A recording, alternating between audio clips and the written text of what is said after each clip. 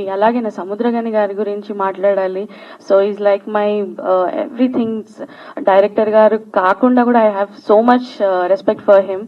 So నాకు ఈ movie ఇంత కూల్గా అయ్యేలా అయింది అంటే జస్ట్ బికాస్ ఆఫ్ సముద్రగని గారు. ఎందుకంటే ఆయన నాతో టైం స్పెండ్ చేసి ఎక్స్ప్లెయిన్ చేసి ఇంత వర్క్ చేశారు. I'm so thankful.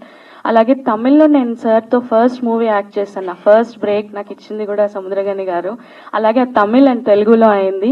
Same thing మళ్ళీ రిపీట్ అవుతుంది. అక్కడ తమిళ్ అండ్ తెలుగులో మళ్ళీ ఇక్కడ నేను సార్తో వర్క్ చేయాలి. నేను అసలు నమ్మలేకపోతున్నాను. సో నేను అప్పుడు వర్క్ చేసినప్పుడు మళ్ళీ అసలు ఎలా ఎంత అవకాశం వస్తుందా రాదా, అప్పుడు డైరెక్టర్గా ఇప్పుడు ఒక యాక్టర్గా ఆయనతో వర్క్ చేస్తున్నాను. బట్ నాకు కొంచెం భయం ఉంటుంది. ఎందుకంటే సముద్రగని గారిని నేను ఒక టీచర్ లాగా కూడా చూస్తాను.